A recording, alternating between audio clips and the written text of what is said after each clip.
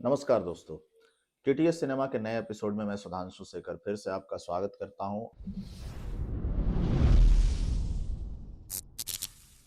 आज मैं जिस फिल्म की बात करने जा रहा हूं वो एक ऐसा सब्जेक्ट पे बनी हुई है जो कि आजकल बहुत चर्चा में है। एक क्वियर कम्युनिटी के सब्जेक्ट पे वो मूवी बनी हुई है। इसमें एक ऐसे कपल की कहानी दिखाई गई है जो होमोसेक्सुअल्स होते हैं। दो महिलाएं होती हैं जो होमोसेक्सुअल हैं और उनके बीच के प्रेम को इसमें दर्शाया गया है। मुख्य भूमिका इसमें निभाई है केट ब्लैंचेट और रूनी मारा ने। इस फिल्म को फिल्माया बहुत ही खूबसूरत तरीके से गया है और ये फिल्म 2015 में रिलीज हुई थी। दोस्तों, इस फिल्म की बहुत चर्चा भी हुई थी और कुछ कैटेगरियों में इसे ऑस्कर के लिए नामांकित भी किया गया था। फिल्म की कहानी की शुरुआत में ऐसा दिखाया जाता है कि रूनी मारा का जो किरदार है वो एक टॉय स्टोर में काम करता है और क्रिसमस के लिए वो कुछ गिफ्ट बेचते रहती है। और वहाँ पे केट ब्लैंचेट का जो किरदार है वहाँ पे आती है वो और एक खिलौने की डिमांड करती है, एक ट्रेन नुमा खिलौने की डिमांड करती है। और वो रूनी मारा के पास उसके पास जाती है और उसके बारे में पूछती है। रूनी मारा उसे बहुत अच्छे से डील करती है, लेकिन आंखों ही आंखों में इन दोनों के बीच वहाँ प्रेम प्रसंग की शुरुआत हो जाती है। एक केट ब्लैंचेट का सहज आकर्षण रोनी मारा के प्रति होता है और रोनी मारा भी कहीं न कहीं एक छिपा हुआ आकर्षण अपने भीतर केट ब्लैंचेट के लिए पाती है। कहानी धीरे-धीरे आगे बढ़ती है।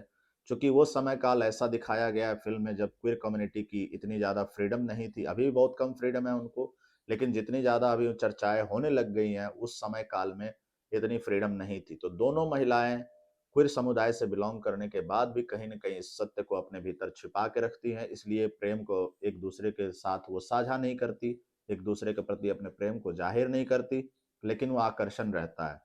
धीरे-धीरे मूवी में जैसे ही हम आगे बढ़ते हैं, देखते हैं कि केट ब्लैंचेट की एक बेटी होती है और एक पति भी होता है, लेकिन पति के साथ केट ब्लैंचेट के उतने अच्छे संबंध नहीं होते। पति को कहीं न कहीं इस बात का आभास होता है कि उसकी पत्नी कहीं न कहीं एक लेस्बियन है और वो उस बात से बहुत असहज महसूस करते रहता है और अपनी वाइफ़ को वो बार-बार इस चीज़ के लिए प्रेरित करता है कि वो महिलाओं के साथ ज़्यादा समय ना बिताए।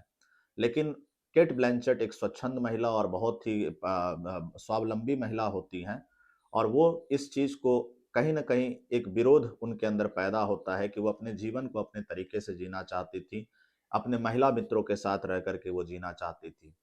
धीरे-धीरे देखा जाता है कि सामाजिक प्रेशर के वजह से, सामाजिक एक दबाव की वजह से, केट ब्लैंचेट अपने बच्चे की वजह से, वो हस्बैंड के साथ किसी तरीके से अपने संबंध को मधुर करने की कोशिश करती है, लेकिन वो होता नहीं है। कहीं न कहीं वो उनके अंदर एक विरोध उस चीज़ को लेकर के हमेशा व्याप्त रहता है। आगे बढ़ते हैं जब फ़िल्म में, तो रूनी मारा के साथ उनकी मित्रता बढ़ते जाती है। वो उन्हें इनवाइट करती है अपने घर पे और जब घर पे इनवाइट करती हैं, तो उसी वक़्त उनका पति आ जाता है और बहुत गुस्सा होता है कि तुम फिर से किसी महिला मित्र के साथ यहाँ पे अपना समय व्यतीत कर रही हो। केट ब्लैंचेट उसे समझाती है कि इनके साथ कोई भी रोमांटिक उनका प्रकरण नहीं चल रहा और वो सिर्फ़ और सिर्फ़ एक कृतज्ञता ज्ञापित करने के लिए उसने रूनी रूनी मारा को बुलाया था। लेकिन हस्बैंड बहुत ही वायलेंट होकर के घर से निकल जाता है, चीज़ें आगे बढ़ती हैं और वो चाहता नहीं है कि वो उसे डाइवोर्स दे। केट ब्लैंचेट डाइवोर्स चाहती है, लेकिन उसका हस्बैंड नहीं चाहता, जिसके लिए वो उसे ब्लैकमेल करने के लिए भी एक टेक्नीक अपनाता है, जो फ़िल्म में अगर आप देखेंगे, तो आपको दिखेगा। दोनों का रोमांस प्रगाढ़ होता जाता है। केट ब्लैंचेट और रूनी मारा एक बार यात्रा पे निकलते हैं कार से, जिसमें उनका प्रेम प्रसंग थोड़ा बढ़ता है, अपने पूरे उस पे आता है, पूरे मैच्योरिटी पे आता है। दोनों एक दूसरे के प्रति अपने प्रेम को स्वीकार करते हैं। लेकिन फिर एक ऐसा प्रकरण आता है जिसकी वजह से केट ब्लैंचेट रूनी मारा को एक खत लिख करके ये बताती है कि वो अब इस संबंध को आगे नहीं बढ़ा सकती और वो उसे स्वच्छंद करती है अपने भविष्य के लिए। रूनी मारा ये सुन करके बहुत रोती है क्योंकि उसको उसके साथ बहुत प्रगाढ़ प्रेम हो गया होता है केट ब्लैंचेट को।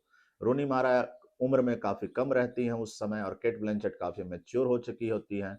रूनी मारा को दिखाया जाता है कि बहुत रोती हैं, अवसाद में चली जाती हैं, लेकिन फिर भी दोनों अपने-अपने जीवन में आगे बढ़ते हैं।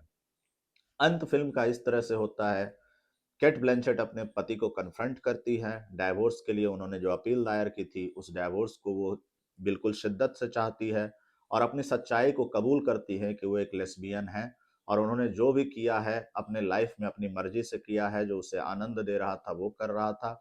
बच्चे की कस्टडी को वो हस्बैंड को सौंपने के लिए तैयार हो जाती है, लेकिन अपनी सच्चाई को कबूल करने से वो हिचकिचाती नहीं है। फिर दिखाया जाता है कि रूनी मारा के पास केट ब्लैंचेट जाती है, उनको बुलाती है डिनर पे और अपनी गलती स्वीकार करती है कि उसने उस तरीके से उन्हें छोड़ दिया था जाने के लिए। एक तरीके से जो आप कह सकते हो बेवफाई की तरह से जो चीज़ें उन्होंने की थी, वो उसके लिए सॉरी बोलती है और केट ब्लैंचेट रूनी मारा को इनवाइट करती है एक डिनर के लिए।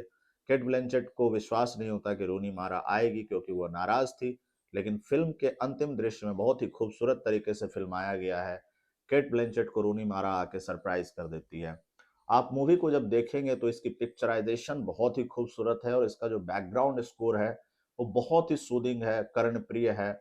और जो कलर करेक्शन वगैरह जो इसमें किया गया है वो आंखों को बहुत सुकून देने वाला है। बहुत ही खूबसूरत मूवी है और बहुत ही रेलेवेंट टॉपिक पे बनाई गई है। ये एक नॉवेल है, उसके ऊपर आधारित है। तो दोस्तों, टीटीएस सिनेमा का रिव्यू, अगर आपको इस सिनेमा का कैरोल का रिव्यू आपको अच्छा लगा होगा तो हमारे चैनल को लाइक शेयर सब्सक्राइब करिए और कमेंट्स में अपने फीडबैक भी दीजिए। अगली बार हम फिर से ऐसे ही किसी अच्छी मूवी का रिव्यू लेकर के आपके सामने हाजिर होंगे। Thank you so much.